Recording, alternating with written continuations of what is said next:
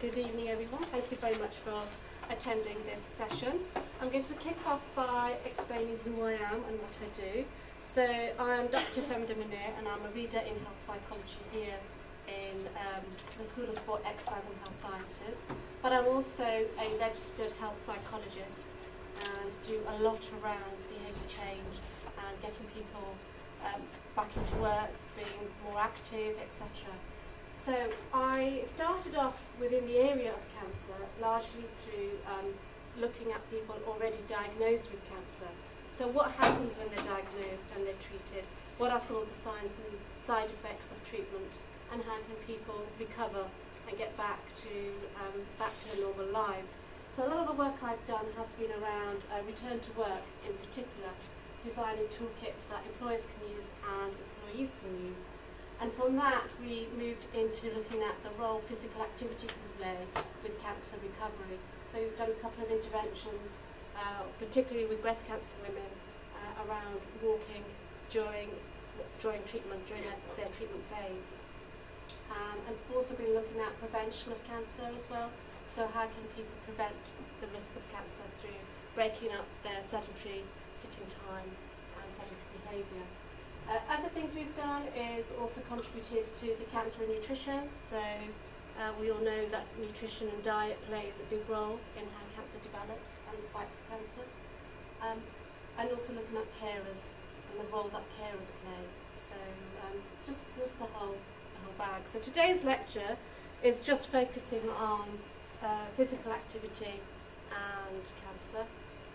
As it's a public lecture, and cancer is quite a complex thing to explain in terms of the mechanisms behind it, I have simplified it as much as I can.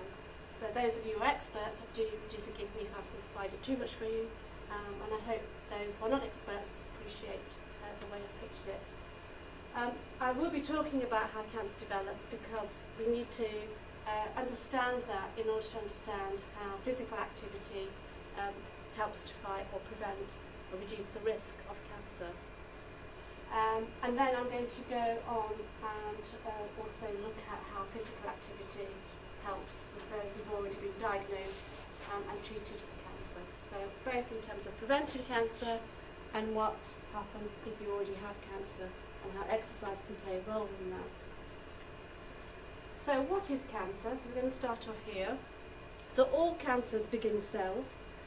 The human body is made up of trillions of cells, and they group together to form our tissues and our organs. Each cell, as you can sort of see here, has a nucleus, and the nucleus are chromosomes made up of thousands of genes. So for cancer to start, a mutation occurs in one of these cells, and that cell reproduces itself and continues to reproduce until you have a whole cluster of mutated cells. And some of the differences between a normal cell and a cancer cell are outlined in that table. So a normal cell will stick together, they will divide, but they'll stop cell division when they know when it's time to stop, and they'll go into that maturation phase. When a cell becomes cancerous, it continues to reproduce, so this is where you get this reproduction growing out. They don't have a regular shape. They don't have a function, and they can travel and move around. And when you get a massive cell, that's called a tumour. The only time you don't get a tumour is when you're looking at blood cancers. So leukemia would not necessarily have a tumour within it. So as it grows, it detaches its cells, and then it can travel to other parts of the body and continue to invade and destroy healthy tissues around it. So it kind of, in a sense, destroys that, and then you're left with lots of cells that don't have a function and continue to reproduce and divide. So the causes of cancer are really complex, and so what I've done, I'm only focusing on those causes where we think physical activity can make a difference. So we know that environmental factors, pollution, diesels, etc., has a role in causing cancers, but there's also things like pathogens. So we know viruses are related to certain cancers. So cervical cancer in particular is triggered by a virus. Some gut cancers are triggered by bacteria. The other ones which are quite important to note are stress. So both chemical stress, physical stress and psychological stress have all been linked to cancer production. The ones which are of interest to us today are lifestyle, other diseases and sex hormones. So if we look at lifestyle, we know that smoking has been linked to cancer.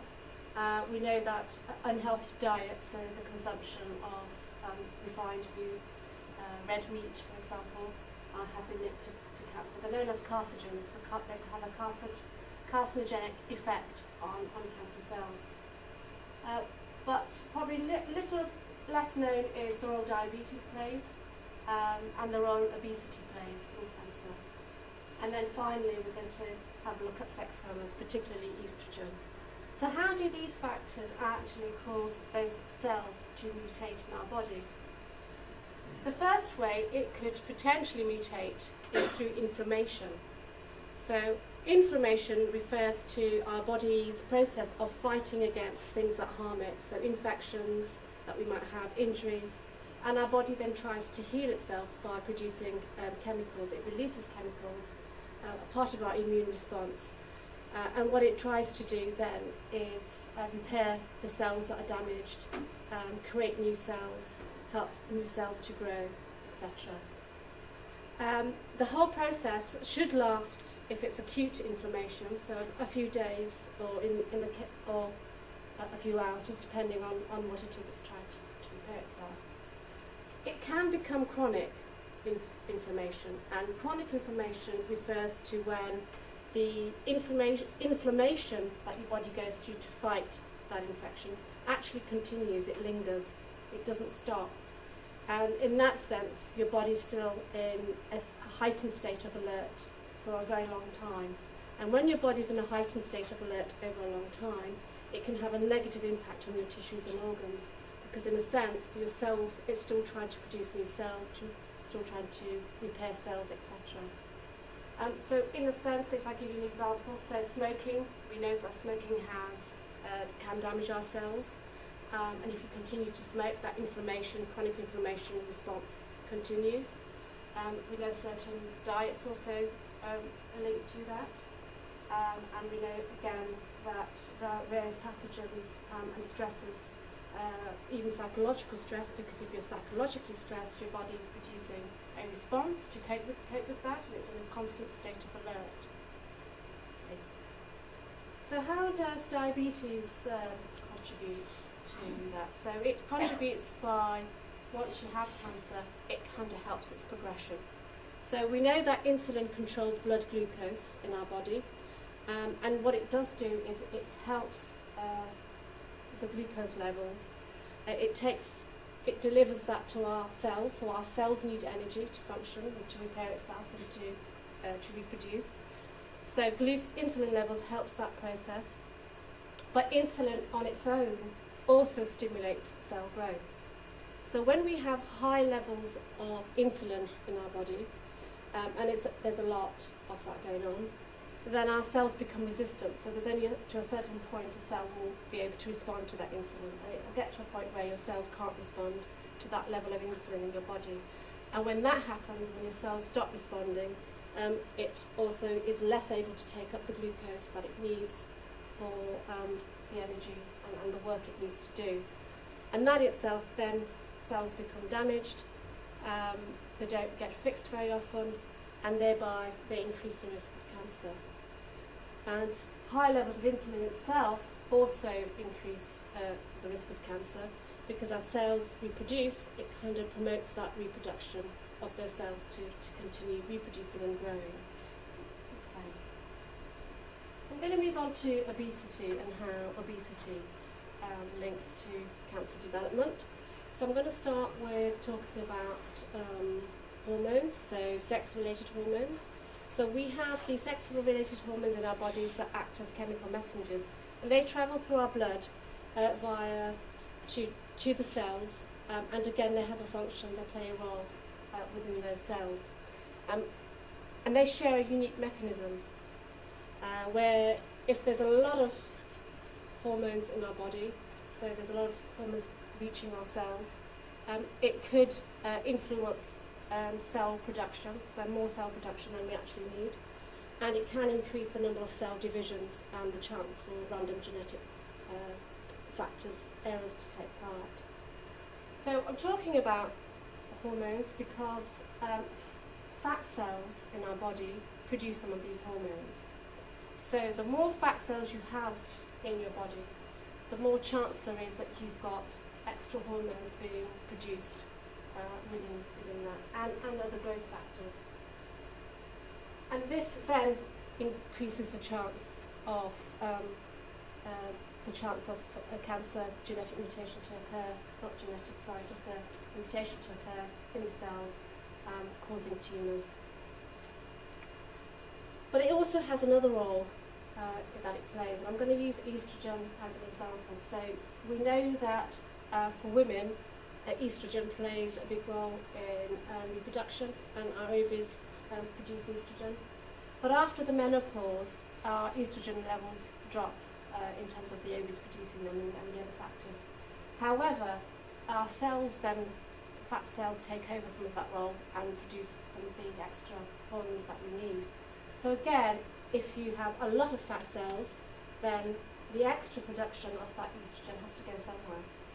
And it will go, for example, breast cancer becomes prevalent, womb, so you've got gynecological cancers, cervical cancers, etc. That just becomes higher.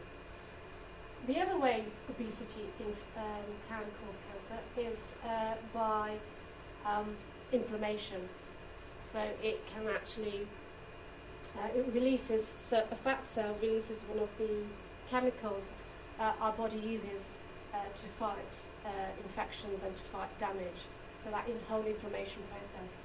So again, the more fat cells you have, if you are unhealthy diets, for example, smoking, if you've had an injury or an infection, then a lot of these are being produced, and they'll carry on being produced. So again, encouraging cells to divide, including cancer cells. And then finally, it also plays a role in those insulin levels and growth factors that I mentioned earlier. So it can cause, again, levels of insulin and other growth factors to rise, and therefore they then have a role in cancers, cancer cells being divided more rapidly. So now that you know how, quite briefly, it's a quick whistle tour about how cancer develops, what do you think are the top cancer prevalence in the UK? Bowel, breast. Any others? Prostate in men. Sorry? Prostate in men. Prostate in men. Any others? Lung cancers. Blood cancers in children. Lung cancers as well. Lung cancers as well. Okay. So in adults, breast and prostate are the most prevalent types of cancers, followed by lung cancer, followed by colorectal cancer, and then you have small amounts of the other cancers in terms of prevalence rates. So if you look at it by gender, you can see that prostate and breast are the most prevalent cancers. So they're particularly for women because it's very much woman related. Followed by lung, followed by colorectal, and then for women it's uterus cancer next, followed by skin cancers, and then all others. And for men, non-Hodgkin's lymphoma is prevalent. In terms of gender and age, so we're looking at it differently. On this side we've got males, and on the side we have females, and you can see that this is the age groups, and you can see that prostate cancer doesn't start until about 45 to 54. But if you are aged 15 to 44, testes cancer is quite prevalent in that age group. For both males and females, if you are aged 0 to 14, then the cancers that you have are blood cancer, so leukemia, and also brain cancer, and then there's a little bit of non-Hodgkin's there. And then for women, you can see that breast cancer, which is the purple one, actually starts from the age of 15, so the prevalence starts from the age of 15 to 54, and you can see it gets quite high between 45 to 54 when women are going through menopause, and again doesn't drop down until they're in their 70s. But it's then replaced by lung cancer and then colorectal. And for men, lung cancer is prevalent at the 45 to 54, but colorectal creeps in from about the age of 55 onwards. Okay. So how does physical activity play a role in all of that? And we're only focusing on adult cancers and not childhood cancers. So the guidelines are that, well, physical activity is actually defined as any movement that uses skeletal muscles and requires more energy than resting. And that's walking, running, dancing, biking, swimming. And according to the latest guidelines, if you're sedentary, that includes if you're sitting for your job or studying and you're sitting for far too long. Yoga is often classed as being light, and if you're sitting for too long, it's a sedentary behaviour.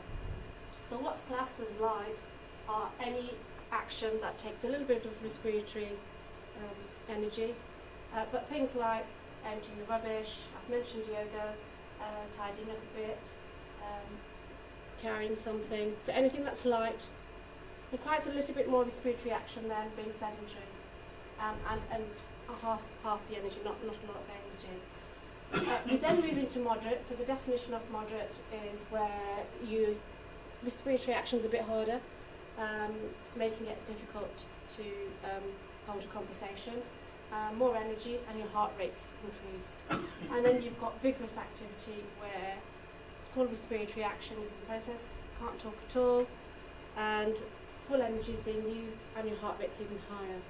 And there's also another category now called extreme vigorous activity, which I'm not covering today. So the ones we're focusing on today are just moderate and vigorous activity. They're the ones that make a difference. So with regards to cancer prevention, so if you wanted to reduce your risk for cancer, it's the usual guidelines, which is at least 150 minutes of moderate intensity physical activity or 75 minutes of vigorous activity per week, and that's at least. In addition, 2 sessions of resistance exercise each week to protect against chronic disease-related mortality. Okay. So resistance training is muscle strength exercises, and things like using power bands or dumbbells, squats, press-ups, lifting weights. And if you're wanting to do this at home, then you can use tins of food, small water bottles, etc. So what does the science say about physical activity and cancer? So what we're going to do is first of all look at the relationship between physical activity and cancer, and then we'll go back to those mechanisms we looked at to see how those mechanisms are affected by physical activity. So a lot of the evidence around physical activity reducing the risk for cancer come from observational studies. But these are huge observational studies. So this is where people have collected information from population level. So lots and lots of people, hundreds if not thousands of people. And they collect information about what they eat, how much exercise they do, etc. And then they look at, go back to those people every few years to then see if they've developed cancer. And that's how they find the risk. So what they tend to find is that the more studies you have that are done like that and have similar results, that then tells us that provides evidence of a causal connection. So not one study on its own is enough, but it's when you have lots and lots of studies finding the same thing that demonstrates that there is a link. The other thing that you do need at the same time is to know what the possible mechanisms are, and we know what the mechanisms are. So together, knowing what the mechanisms are, how physical activity impacts insulin levels, obesity, and hormones. We want to know that from other areas of research, for example, diabetic research, looking at things like that. And you put those things together, and that gives the strength behind the numbers I'm about to show you. And the way we rank the quality of those studies is the evidence strong? All the studies, when you put them together, is there a little bias in the way that data is collected and the way people report the activity levels? Is it moderate? So is there some issues with some of the studies, or some studies haven't found the same thing? Is it low? So there's lots of inconsistencies between the studies, or is it very low? Okay. So the first thing is we're going to have a look at overall cancer and what the studies say. So McTiernan and colleagues in 2018 reviewed hundreds of studies. So what they did was that they gathered all the published studies that looked at the relationship between physical activity, and that's moderate to vigorous physical activity, meeting at least those guidelines that I showed, and compared them to those people who didn't undertake physical activity, so those who had very low physical activity or who were sedentary. And when you pull those data together, you get over 1 million participants. So she got several million participants together, analysed that data, and from that they concluded that there is actually strong evidence that regular exercise decreases the risk of cancer by 10 to 20% compared to those who don't exercise. Okay, so it's quite strong. They then went on to have a look at it in terms of cancer specific. So for breast cancer, the evidence is strong. In fact, breast cancer is the one that's been looked at the most. So there are a lot of studies done on breast cancer. And the risk is, compared to those who don't exercise, those who do, 12 to 21% lower risk of developing breast cancer if you exercise. And because we know that hormones play a role, so looking at women who are premenopausal, so those who haven't gone through the menopause, and then looking at those who are postmenopausal, when the hormone production stops from the ovaries and it continues from the fat cells, they found similar reductions. Okay. What do you think it would be for colorectal? So colorectal is an umbrella term for the colon, the big colon, and the rectum. So here, the evidence isn't for all of the area of colorectal, it's just for the colon. Any ideas?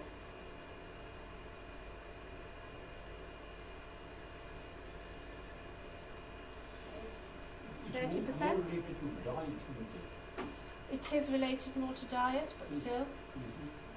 You think it's 30%? So if it's related to diet, you think it'd be lower? It will be more in the levels of food. Okay, should we have a look? Strong. Evidence is strong. About 90% lower risk of colon cancer if you exercise regularly according to the guidelines compared to those who don't exercise. So it really does have a real independent of changing your diet and looking at your diet. Endometrial. So those who don't know endometrial, it's cancer of the lining of the uterus. No, shaking their heads. Again, it's strong.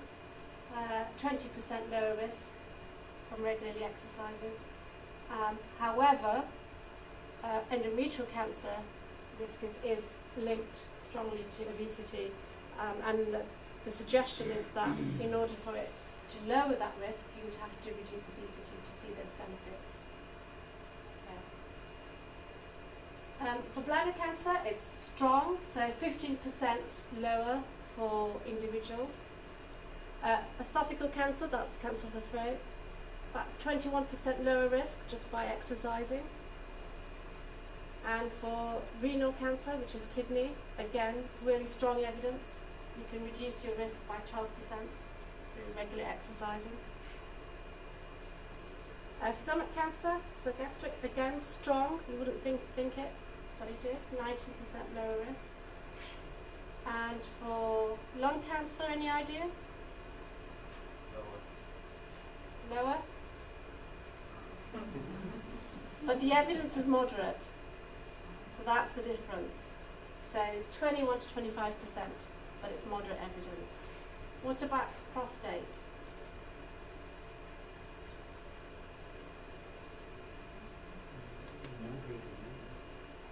You think you'd be higher? Yeah? Okay. Prostate is a really interesting one, and I say this because there's a number of factors that are linked to prostate cancer, and whether exercise helps or not is not clear at the moment. So the evidence is actually quite low. So 21 studies found, I think that should say 10, not 110. So between 10 to 30% decrease in some individuals. So again, they think there are subgroups within that.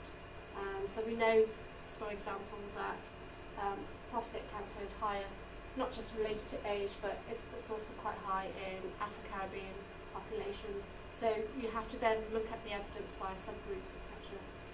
And 7 studies actually found an increased risk. So the more you exercise, the more risk you are of prostate cancer. And 31 studies showed no clear link. So there's a lot more work that needs to be done around prostate to understand why that is. But the evidence is low, so some of those studies weren't as robust as we would hope them to be. So, but the initial ones that you showed, so did you say high intensity exercise? Between moderate to vigorous. So this is all for moderate to vigorous exercise. So normally when people look at the evidence, they combine moderate to vigorous together. Okay. So, as I mentioned earlier, breast cancer has the strongest evidence as to, in fact, the number of studies that are done are quite high. So, Wu and colleagues in 2013, in their study, what they found was that the risk of breast cancer was 5% lower for every 2 hours of exercise per week that an individual did that was at least moderate to vigorous physical activity. So they were sort of saying that there was more, you benefited more from physical activity in reducing your cancer risk if you did more and more of that. And what they found was that was related to leisure time physical activity or recreational physical activity. So most of the studies that we've looked at will look at different types of physical activity.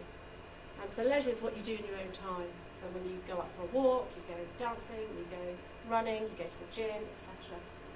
But it was also linked to occupational physical activities such as household chores. And in this case, if you look at the physical activity guidelines, some household chores are classed as light activity. But here we're talking about really heavy household chores. So things like washing windows, vacuuming, mopping, anything that's going to make it difficult for you to talk and do that activity at the same time. So the information I'm trying to kind of convey here is it's not just about accumulating leisure time physical activity that makes a difference, but it's any vigorous activity that you do either as part of your job or as part of household chores. Okay. So going back to the mechanisms that we talked about, and so as a quick reminder, we talked about, particularly I'm going to talk about obesity and estrogen and levels of sex hormones. So how does physical activity impact those to reduce your cancer risk? So that's how it actually works. So it will impact those factors which impact cancer cells, production and reproduction and division.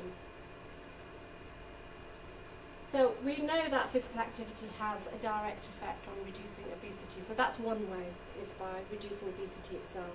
So you then have less fat cells that produce sex hormones or produce the inflammation, some of those inflammation markers. The other way it does is that during exercise, your body uses a form of glucose called glycogen, I hope I pronounced that right, which is stored in your muscles.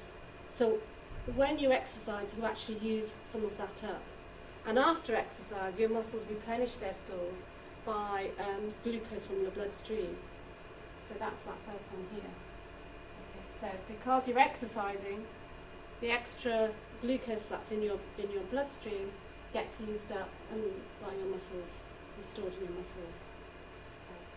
And similarly, it has the same effect on reducing obesity and therefore reducing some of those chemicals that are produced in your body, and you have less of that, so it uses that up, so the cells use those up. It also improves immune function because it allows your blood and oxygen to go around your blood a bit better, so the things that your cells need get to the cells, so the blood glucose gets to your cells.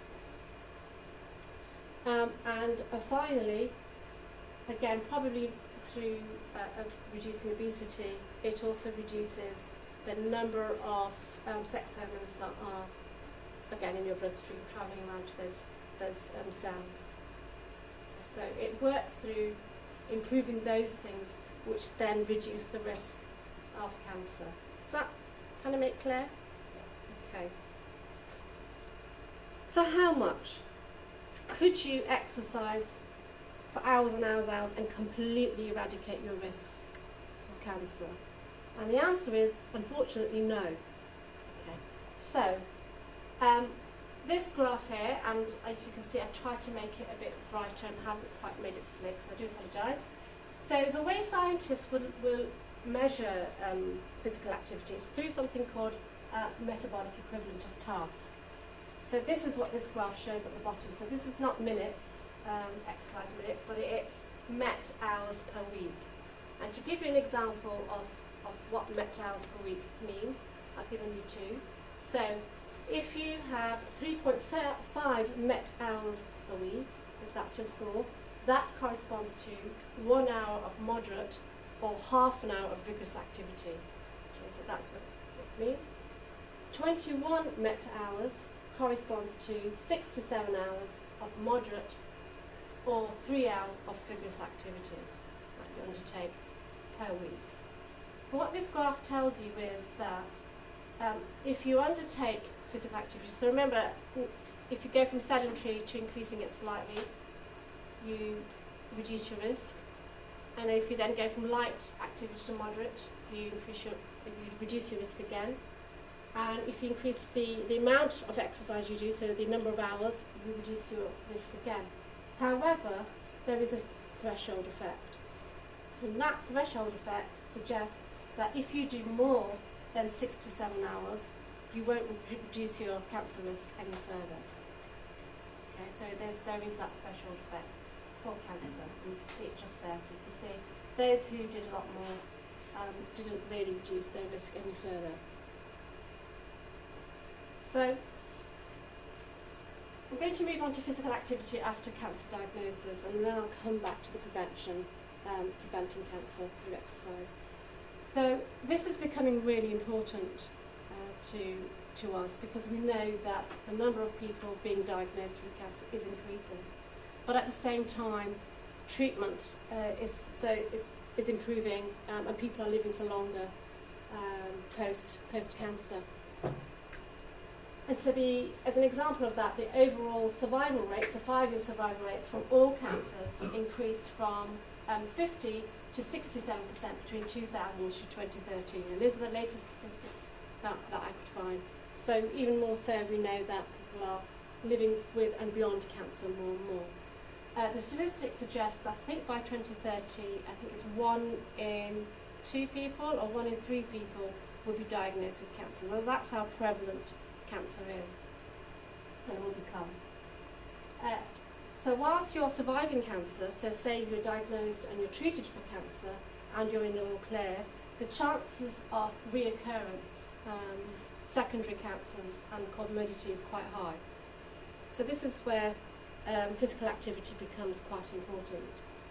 And it's also important because of side effects and treatment effects, which I'll come on to in a while. So the guidelines are, and there's plenty of guidelines out there that you can have a look at, and I've picked 2. So I've picked the one by Breast Cancer Care, and I've also picked the guidelines by Macmillan Cancer Support. So they will provide guidance. Those who are undergoing treatment, so if you're undergoing treatment for cancer, or you've recovered from, or living with, or beyond cancer, it's actually safe to exercise. Now, there's a caveat to that, because with some cancers, you are best to seek advice. So bone cancer is one of those. You're best to seek advice, and there's another two as well. I think one which causes neuropathy as well. Best to seek advice around that. But other than that, you're safe to exercise during and after treatment. If you've had surgery, then you need a bit of a time gap to recover from that surgery before you exercise. If you're having chemotherapy or radiotherapy, again, it's quite safe to exercise, but the caveat is, again, speak to your oncologist or speak to your GP for guidance around that. And the advice that they give is that rather than going to 150 minutes a week of vigorous, moderate to vigorous exercise, is to build it up gradually. So don't go straight into those guidelines. So it's building it up and stopping where you feel. If you're not feeling happy about it, stop building up too much and do what feels right for you. So what are the benefits for physical activity? So I think it's Lee and colleagues. So again, they reviewed all the studies that have been done after somebody had been diagnosed with cancer. And they found two things. The first thing is they also looked at exercising prior to a cancer diagnosis. So the first thing they found was that, and we're looking at this particular one, please ignore those lines, it's just, so what the black line shows you, which I should have explained earlier, is that if you're expecting a straight effect, so the more you do something, the more something goes down, that's what you would expect. But the reality is that you usually have a curved effect. Okay. So they found that cancer mortality decreased quickly, so it's a real quick effect, by 35% when individuals participated in about 15 MET hours per week of physical activity. Okay, so that's about 4 or 5 hours of physical activity per week. And a further 5% reduction you can see, so that you can see that it continues to go down with every additional 10 METs hour per week. And you don't, for some reason, find the same effect for those who haven't been diagnosed with cancer. So once you've had cancer and you've been treated for it, it really does help reduce your mortality compared to those who have been diagnosed with cancer and treated for cancer but don't exercise, so they're not active. So when you look at that group, you can see that it actually has a huge benefit. And in comparison, they found that cancer mortality decreased by 21% at 15 MET hours per week, with no further reduction on the amount of physical activity. So there's no additional benefits to doing anything extra. So apart from mortality, why else is physical activity really good for when you're diagnosed with cancer? So for those of you who don't know, so if you have certain treatments, so chemotherapy is probably a classic example. It might help fight your cancer and help you recover, but it does leave some side effects. And some of the side effects we know about are hair loss, for example, and fatigue. But there are other side effects as well. So some of those are, so I've mentioned fatigue, but cognitive function. So cognitive function tends to be impacted. Again, you may have poor bone health. Physical function might be affected. You may have depression and anxiety because of the diagnosis of having cancer, and that might stay with you throughout your treatment. Your general well-being, pain, and if you've had lymph nodes removed, you've got lymphedema. So this is where the fluid in your body is not draining very well. And what the studies find is that if you do physical activity, either during chemotherapy or post-chemotherapy, so once you've finished all your treatment, you can see improvements in all these factors. So you can see a reduction in depression and anxiety, a reduction in fatigue, bone health gets better, better cognitive problems, so reduced cognitive problems, reduced pain, etc. So from our own study we were able to demonstrate this. So we just looked at women diagnosed with breast cancer and we recruited them from Leicester NHS Royal Infirmary, from the breast cancer clinic there, and we recruited about 50 women with stage 3 breast cancer. So it's where they required to have chemotherapy. So they would have surgery first, followed by chemotherapy. And they were enrolled in a physical activity program, which was a self-managed walking program, after their first cycle of chemotherapy. So once they've had their first cycle, so if you've had breast cancer, you normally have about 6 cycles of chemotherapy, and they can be spread out across the course. So they did it for 12 weeks, so during that chemotherapy treatment phase, where they had a pedometer to help them look at their steps. They were asked to set goals, and we appreciated that there were some women who never did any physical activity at all before their breast cancer diagnosis, and so we were keen that they set their own goals. So we weren't expecting all these women to suddenly go out and do moderate activity 150 minutes a week. That's not possible. We also didn't expect women who were physically active and who were meeting the guidelines before the diagnosis to then continue meeting those guidelines, because again chemotherapy has such a profound effect. It's sometimes impossible to even get up and go out when you've had a cycle. And they were asked to keep weekly diaries around what they were doing. So as well as goal setting, they were asked to reflect, keep how much they were walking, where they were walking, how long they were walking for, and how they felt. So we were looking at their well-being in that respect.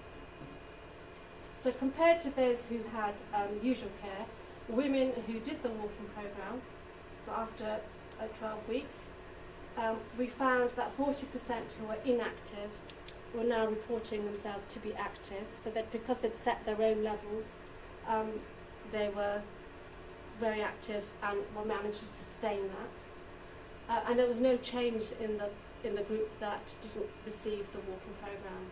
So we had some women who got the walking program and some didn't. And those who didn't, we didn't see a change in their activity levels. What they did get was information.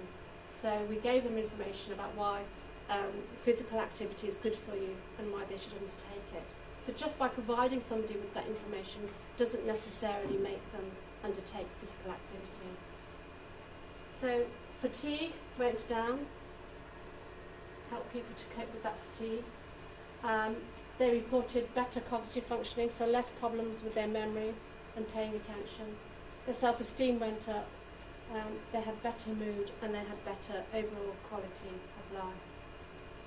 What we didn't find was any changes in anxiety and depression between the women who were exercising and the women who were not part of the program.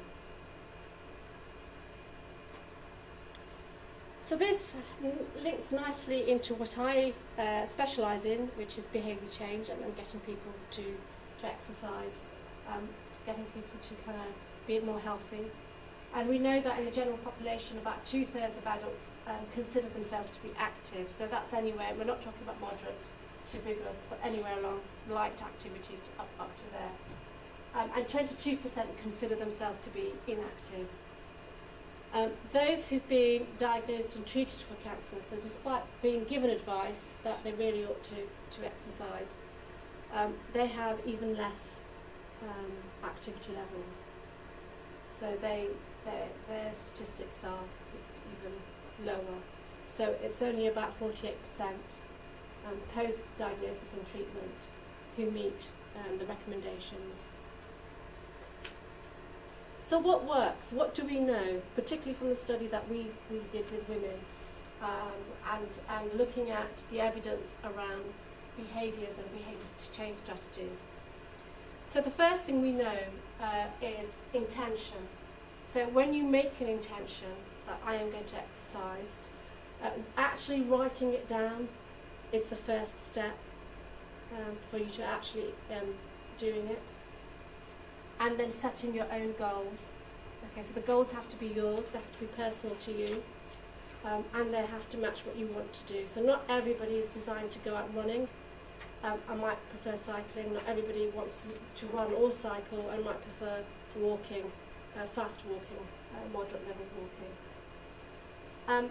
The second is to then determine what works for you in terms of a schedule and being realistic about it. If you know that your energy levels are better in the morning than in the evening, that's when you should be trying to fit in exercise. If you know that time-wise morning isn't great, but early evening straight after work is good for you, then that's where you should be scheduling it in. So it's working those things out. As well as setting realistic goals and targets, it's about actually noting them. So keeping a diary or a notebook, or even app. There's loads of apps now out there where you can track your physical activity and what you do. And those are the things that have been shown in terms of evidence that really work to get people to change their behaviour. And doing it incrementally, so starting at a level that works for you. The other evidence is feedback, and we know that getting feedback on how you're doing, on your heart rate maybe if you're into that, on how many steps you've walked, is also a great motivator to keep you going. So once you've started, it's very easy to stop. And so sometimes these things help. How can you motivate yourself? So again, if you are pre-cancer diagnosis, then follow the recommendations and guidelines. If you've been diagnosed and treated for cancer, then have a look at some of the websites that provide information on how you can increase your physical activity. As I've mentioned before, people stop exercising, and we all do it. I have done it myself. I've started with great intentions, then I stop, and I might stop for a whole year before I start again. And some of it takes time to get into the swing of things. Making something a habit that's not a normal part of your habit is actually really hard. It's the toughest thing that you will do. So be kind to yourself.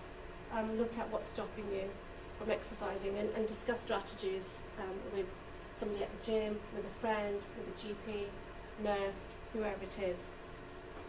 And if you stopped, don't let your stopping stop you from starting again. Okay, and that happens quite a lot. We stop something and we give up. Yeah, I'll stop it. No, I'm not going to stop again. Start again. Why not? Remind yourself why you're doing it, and sometimes we forget about those key messages that we tell ourselves why we're doing it. Why you want to exercise and what benefits you're going to get. And for everybody, it's a different benefit. Make small swaps so that you can start to build it into your routine. Okay. So again, if you go back to some of the slides that I talked about, and I apologise, I've been talking for a long time. We looked at leisure activity, but we also looked at jobs and household chores, etc. So it's not all about going out to the gym or going out to a class or going out walking, etc. You might be able to build it in as part of your routine. Okay. So if you're sitting at a desk for too long, you might start thinking, okay, I'm going to break it up. I'm going to break up my sitting time and do some movements to move away from my desk. I might go for a really brisk walk around the building and back again. And all of that does build up. Involve family and friends. So one of the projects we're looking at now, so we've done the breast one, we're doing a bit more on the breast one. We're now looking at lung, and we're looking at gynecological cancers. So with gynecological cancers, because a lot of women have had a hysterectomy, they may have had part of their cervix removed, their confidence is really low about exercising. And it's low as well because they may not have the bladder control that they had previously. So going to a gym or joining a class is often a deterrent for them because they don't know what's going to happen. They're going to have lack of bladder control whilst they're out there. Things are going to hurt. They're not going to be able to bend, move in the same way. So what we did was we did some interviews to ask them what would help. And the strongest indicator was doing it with a group of similar women. So some of our work is with involving family and friends, but for this particular one, it's putting together a group of women who've all been through gynecological cancer, who've all got similar symptoms, to get together and to exercise together. So again, if you identify with somebody who've got similar characteristics or similar situations, that can also help. So the other work we did was increasing physical activity amongst Bangladeshi women in Loughborough, and we found very similar findings from that they were saying, we would love to exercise, we would love to swim, we would love to do aerobic classes, but we'd feel better if we did it with other women from our community. And so we set that up for them, and when you do it like that, you'll find that maintenance and adherence is quite good. You'll continue, and it's quite hard. So I've come to the end of my long lecture, and some of the studies that I've cited, you can find them here, and I think you'll be circulating slides. They will be available on the website. On the in a website. few days' time, please. And that's it. Thank you. I think we've got a few minutes for questions.